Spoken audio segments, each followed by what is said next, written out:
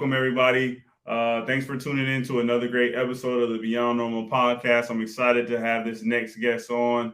He goes by the name of Donovan Wright. He's working on the Guilde app, which is trying to make renovation stress-free. So for all those homeowners out there, all those contractors out there, this is one that you definitely don't want to miss, and we're glad that you're tuning in today. So without further ado, I want to bring Donovan to the stage. How's it going, Donovan? It's going good, man. Can't complain. Appreciate you having me on, man. Appreciate you hopping on the platform. We got that Guilde app in that right top corner there on the screen. So I wanna give the mic to you. Set the stage for us. Let us know a little bit about Donovan prior to you starting the Guilde app. Like, tell us, what your story was before you decided to wear this hat as a founder. Yeah, man. So born and raised in Virginia, went to the Mecca for my undergrad, which is Howard University, the best university in the world. Graduated in 2013, moved to Detroit to work for Ford Motor Company. So jumped right into the big corporate automotive industry, doing a lot of different aspects of marketing in there, which is what I studied at Howard. And then really started to kind of get that passive income bug that everybody was talking about in the early 2014, 2015 timeframe with Airbnb and, Bigger Pockets, which was another huge influence for me. And then started on the real estate path from there. That's dope, man. And you starting out in real estate is quite the challenge by itself.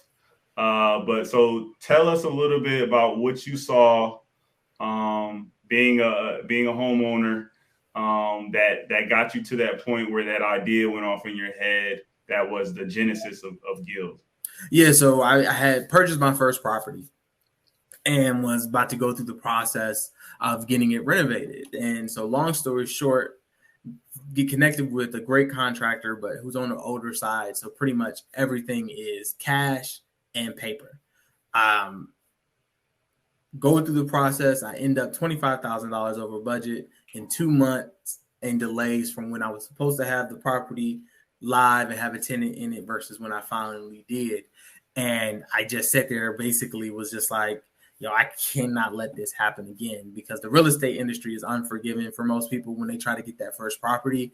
And if you make a mistake, lose all your money, get the wrong property, get the wrong contractor, the real estate industry often doesn't give second chances. So it's like, I'm not going to let this happen again. I want to improve this process, use that marketing background to find what these pain points were and how I could address them. And once I kind of laid it out, I started to look for, okay, there has to be some type of platform out there that can help me with these things. And there just wasn't. So I was just like, well, if I'm going to do this from a real estate perspective, I need this tool. So I'm just going to get this tool built. But the more I did research for Guilde, the more information I got, the more potential customers and users I talked to, I just fell in love and was just like, well, I'm just going to focus on this. That's dope, man. And you being that honest about that going $25,000 over budget, that's a hard pill to swallow. That's a lot of money, right? And so you really taking the time before you jump in head first again. I commend you for that move, because like you said, real estate can be an unforgiving industry. And we can even think back to the extreme case when at the end of the 2000s, right, where a lot of home prices pretty much just cratered, and it took probably 10 years. We're just now getting to the point where they recovered. Yeah. And so that was a smart move. You probably bucked a lot of trends with taking your time and gathering that feedback, though. But I commend you for that. Yeah, I appreciate it, man. I think that's one of the things that, I don't know, I guess it's probably common amongst a lot of founders, is like they do the work to discover where the gaps are, where the problems exist, regardless of them actually founding a company, right? That's just kind of innately in them, that curiosity to be like, how can I make this better? Got it. And so it sounds like your experience in marketing, you leverage that somewhat, right? You mentioned that. So in terms of that customer discovery piece, like, what do you throw out there to all the founders on that are at that phase of their business? Like, what's something to keep top of mind as you're going through that customer discovery? Find different demographics of personas, right? So like being based in Detroit, there is kind of a urban renaissance that's going on. So I was able to talk to your homeowners who are just like, I'm just focused on my property, your boutique mom and pop landlords, right? Like they got a couple duplexes, things like that. Transplants, folks who've moved here or who are moving here and trying to renovate a property, not even here yet. And then large scale commercial investors who have, 100-unit multifamily property portfolios, things like that. Like diversify, because you're going to find that different groups of people have different types of problems. And you don't want to make the mistake of, how do I solve every single one of their problems? But being able to cut down and say, okay, here's where I can really focus on and bring value to this very specific subset of people. And that's what I did in talking to all those different users on the demand side, and also talking to a bunch of contractors on the issues that they're having and dealing with customers. Because at the end of the day, as a two-sided platform, I have to talk to the supply and the demand side and make sure that they line up. I appreciate you, Donovan, that in that segment there. That's what we call dropping gems, for sure. So appreciate you for sharing that with the listeners. No problem. It's really like, man, this is what this podcast is about. There's so much I learned from other founders where I'm just like, that's a good idea. I need to use that in my own business and see where I can get value out of it. Okay, so you started around 2019. That was prior to the pandemic. So then the pandemic hits, and it seems like everybody's just at home, like fixing their house. Yep. Can you talk about a little bit about how that period was for you? Like what type of growth you saw? Because again, I can speak from experience. I was at home just looking for stuff to fix. Yeah, so it actually is how I built my initial customer list. So 2020, we weren't actually launched yet. We were still building out that initial platform. And I was just doing a ton of customer research. So what 2020 actually allowed me to do was focus down on what my MVP was going to be and exactly what pain points we were going to address, because I had so many folks I can interview who were going through that process. And then there was also so much I could learn from contractors who were dealing with this unknown, because there was a part of the year, at least here in Michigan, where all construction was stopped as well. Like no one could be on the job sites, no one could go into a property. So it was really just a great learning experience, so we could hit the ground running in 2021. Nice. Taking advantage. And I'm curious, did you feel any pressure during that period to launch, just because it seems like it was like kind of like a golden opportunity for a business like yours, where again, you touched on, you have all this feedback coming in. Did you feel any pressure to actually get something out and start building some traction? Oh, definitely. But I got good advice from my advisors and investors to not rush to market.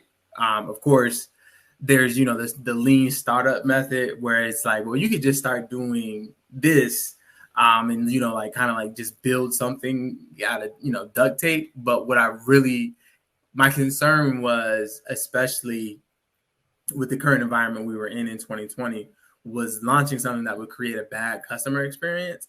And once a startup kind of sets off on that path, it's hard to come back from.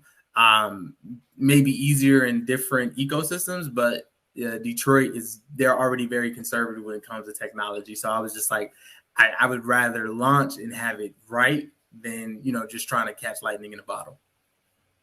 Got it. And being in that market too, I'm assuming, and you can correct me if I'm wrong, you probably had a decent amount of feedback coming from different types of homeowners, investors, and things like that. Like you probably had a pretty built out demographic, right? If I can call it that, in terms of the different types of individuals you were getting feedback from. Absolutely. Just because Detroit is kind of going through a renaissance when it comes to urban development. So I was able to talk to all your boutique investors, your mom and pop landlords, homeowners, transplants who are moving in to Detroit, and then even large scale investors who have a portfolio of 100 to 200 different doors. Mm-hmm. Okay, so and with even within what you just said, I appreciate you giving me all these nice segues. You touched on like your investors, right, and getting some having your tribe ready to giving you that good feedback. So I'm curious, first up, how did you go about selecting who your advisors were going to be for the business? Yeah, so the best advice I ever got when it came to advisors was to only make advisors of people who would do it for free regardless. And so that's how I started off. So I did a couple programs in the local ecosystem, specifically it's like incubator kind of economic development program called Tech Town. So I met a lot of cool people there. And a lot they focus on bringing in folks who've done it before, and they look at entrepreneurship differently. Like it's not just tech. So they bring in people who launched hotels, restaurants, retail stores, medical devices, things like that. So that's where I started, and then also went through my network of previous college professors, professional colleagues who were doing really cool and really great things, and would just reach out to them just to be like, hey, can I bounce this off your idea? Can I bounce this idea off of you? Can I have a conversation about this? Or this is what I'm seeing. Can I get your perspective? And the more folks were willing to engage, before I was like even thinking about, would you be willing to be an advisor? And, let's get an advisor agreement or get you on my pitch deck, all that stuff. That's how I built it out. Just built out a tribe of people who just wanted to see me succeed, regardless of what it meant for them. That's a definitely what I would call in this day and age. We call that a beyond normal concept. Every business is tech enabled now. Yep. And so I think focusing on the core of your problem, right, which you already alluded to, is really the homeowner experience, and not necessarily the technology enabling. And technology makes everything easier. We understand that, but that's not really the core of the problem. And I feel like the way that you position Guilde and what you're going after, it resonated with me even without knowing the technology, right? Just because the pain point I understood. And so I definitely think that's a beyond normal concept because, again, today, in this day and age, everybody on their pitch and everything like that, they just kind of push the technology to the front. And I understand everything's tech enabled, but at the end of the day, like how are you impacting people's lives? Like, what's that story you're trying to tell? Exactly. And that's why I always start off with my story, getting into real estate, to put anyone, that I'm pitching or just talking to customers and users, to put that focus that we're trying to solve a real pain point for people. Now, how we solve that may look differently, but that is the focus of the people we're trying to help. Got it. And so, all right, there's a couple different ways we can take this. But earlier you touched on going to, I think you called it the best university in the world, maybe something along those lines, Howard. And so I'm curious, have you been able to tap into that alumni base and that community any? Because that is a strong base, and I'm pretty sure there's some excellent resources within that Howard alumni / community base. Yeah, absolutely. I've been able to connect with really just classmates who are starting their own startups, getting advice from them. Some of my investors are Howard alum. My director of operations and sales, I met her through one of my investors. She also she went to Howard, which is hilarious because we went to Howard at the same time, but yet never interacted. But we have similar friends and connections from there. So she joined the team up to kind of give me more experience both in the residential and commercial construction space. And then, Howard just has a very wide network to be able to connect with people from other ecosystems, even other countries, that I've been able to tap into. Got it. Oh, that's awesome, man. I wish I could take advantage of that, but I did not go to a HBCU. And that's something hey right man, you now, gotta like, dang, like yeah, that HBCU network is yeah, it's it's nothing like crushing right now. It's yeah, crushing. yeah, especially with the way kind of black tech is moving, right? In the areas that are being innovated by black entrepreneurs and black technologists, being able to plug into a HBCU, like it's all. I mean, I think Howard is the best college, hands down. But I also love my network from folks at Spelman, Morehouse, North Carolina A&T, um, FAMU, Bethune-Cookman. Like they all represent and show out. Yeah, that's dope, man. That's dope. And I actually, when I'm looking for businesses to invest in, like if I see HBCU like businesses, like I'm like, okay, you got a certain pedigree, like, all right, you got a network, obviously, like, and then I look for those a little bit more, and I'll actually like look to invest in those more moving forward. So I'm excited for it. Yeah, yeah. So okay, so next up, let's touch a little bit about as mo- most of the founders that come up here, in terms of the areas where you feel like you're strong at. You mentioned earlier your marketing background. You working in corporate America for some time. Like, what's the area of the business where it's like an opportunity for you, an area you may have to spend a little bit more time. You wear a lot of hats as the owner, the founder. And so I'm curious, like, what's that area of the business where you spend a little bit more time because there's more opportunity, or you may have just not done, have a lot of experience in that space? Yeah, so it's really business development. Like I know a lot of people say technology, but I want to go with somewhere like a little less obvious. So that sales pipeline, not so much on the demand side, but on the supply side. So like contractors, like construction tech, prop tech, real estate is really hot right now, Mm-hmm. and so contractors are getting pulled in a bunch of different directions. They know that their industry is the last frontier, right? I think in terms of all the data, in terms of construction, I think construction as an industry has about a 3% technology adoption rate, which is like the lowest you can go and compare it to any other industry vertical. So contractors are getting called constantly. Try this new platform, do this, you should automate this. But a lot of them also are resistant just because most contractors are typically on the older side, and they're not that abreast with the latest technologies.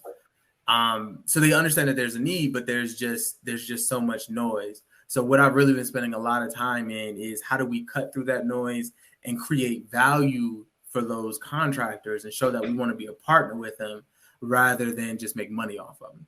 Mm-hmm.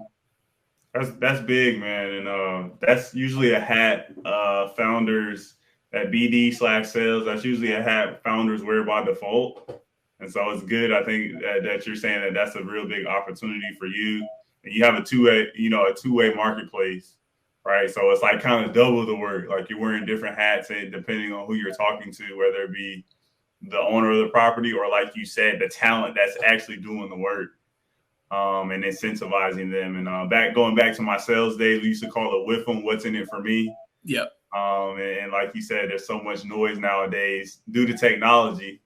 We all get a million emails a day. Like really finding your path through all of that noise is sometimes hard. So you're out here making it easier for them with your BD focus for sure.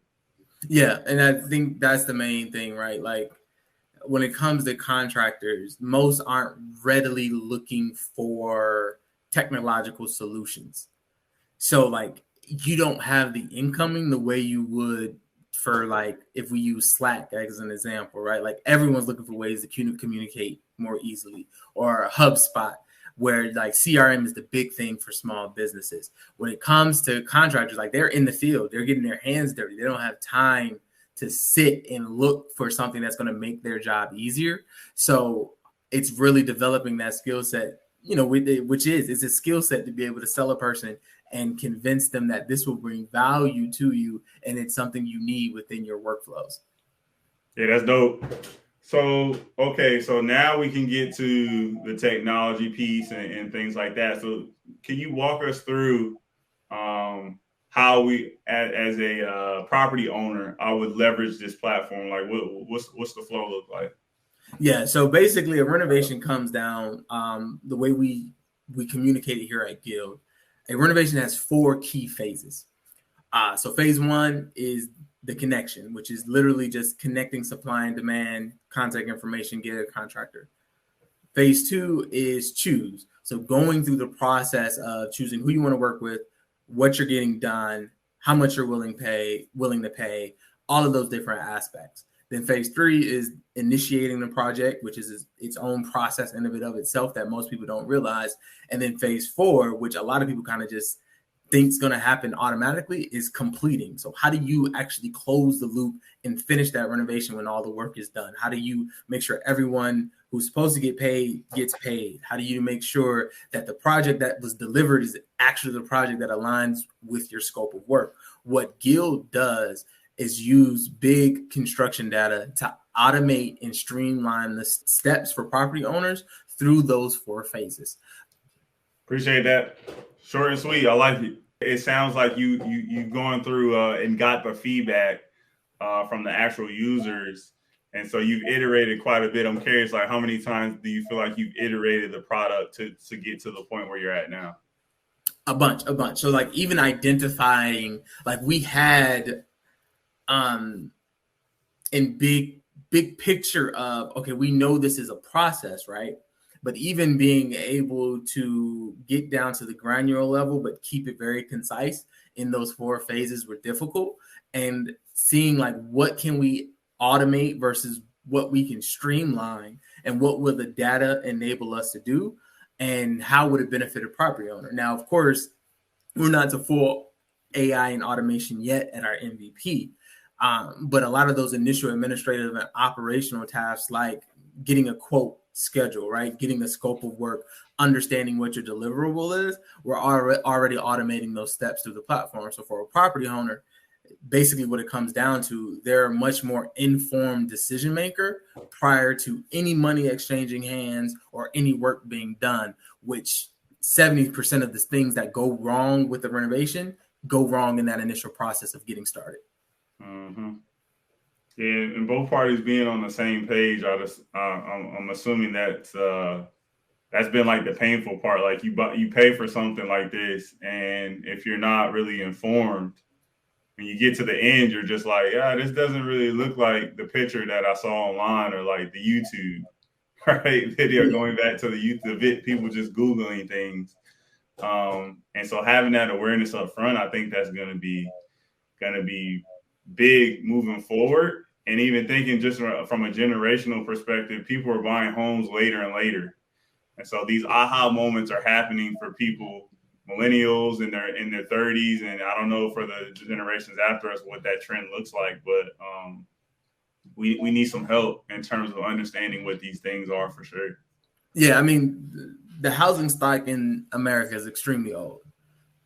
So I think the median age for a home in the U.S. is 43 years old, right? Mm-hmm. And then 40% of our housing stock now that we have available is 50 years old or older.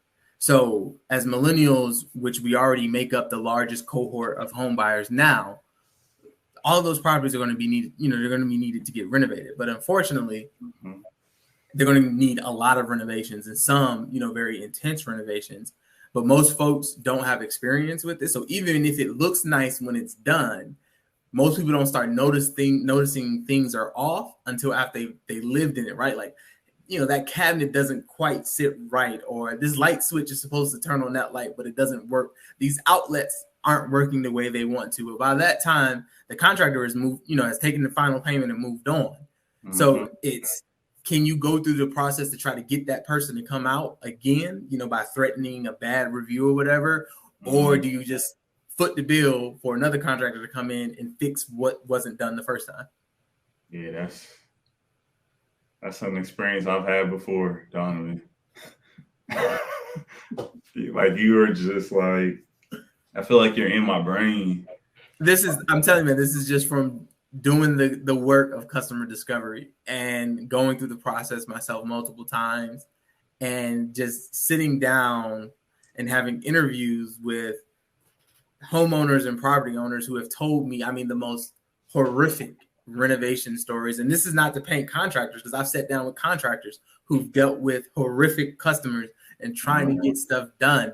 And what people have to understand, and what Guilds, our main goal is to get contractors and property owners to understand that you guys are actually on the same team. You have the same goal.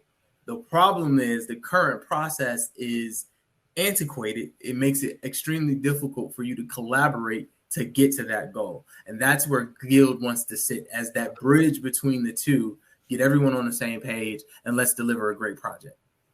I like that, man. That's definitely dope. You know, as we wrap up, I want to pass it to you. You know, what's the best way for folks to tap in with the brand, and just keep in tune with what's coming forward. Obviously, some of us are homeowners, so we're going to use the app, and some of us may be, you know, just looking for that next tool to use. So how can folks stay connected with Guild? Yeah, so we're Try Guild on all social media platforms, TRYGUILDE.com. Follow us on LinkedIn. That's mainly where we post right now. So you can follow our story. You can follow me, Donovan Wright, at It Feels Right on Instagram, Twitter, and just, you know, plug into the journey. We're only located right now in Metro Detroit, but as we build up traction, we definitely want to expand, of course, and spread into other regions. But right now, yeah, that would be the best way to kind of follow along the journey. Got it. And so you mentioned being in Detroit for right now. Are there any cities that are on your radar in terms of that future growth? Yeah, so this summer we're looking to spread to the rest of the state in Michigan, and then basically take a regional approach. So start with the Midwest, then move down south, East Coast, Northeast, and West Coast. That's kind of our rollout plan. Come on down south. We're ready for you. Donovan, I appreciate you sharing your story. It's near and dear to my heart because this is something I deal with as a homeowner. I want my family to be in a safe environment. That's always top of mind for me. So as soon as I saw your app, I just said, I got to have a conversation with Donovan. And like you said, this space is pretty hot right now. So I'm excited to see other founders pop up in this space and look to take on these challenges when it comes to just real estate in general. That's very broad, I know. I want to pass it to you one last time. Like, what's that final thought you want folks who are listening in to take away from this conversation that we had today?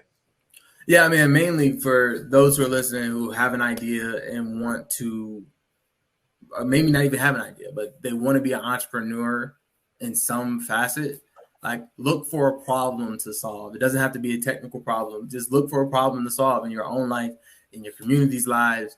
And I promise you that will be so much more fulfilling than just solving something for the sake of the financial gain that you would get it, right? Like if you solve people's problems, the money will come, the equity will come, the investors will come the moment you solve somebody's problem. But the benefit to that person whose problem is solved will be way more greater than any financial outcome. That's dope. The perfect final thoughts. That's a mic drop moment from Donovan. So all I'm going to say is thanks for tuning in to another great episode of the Beyond Normal podcast.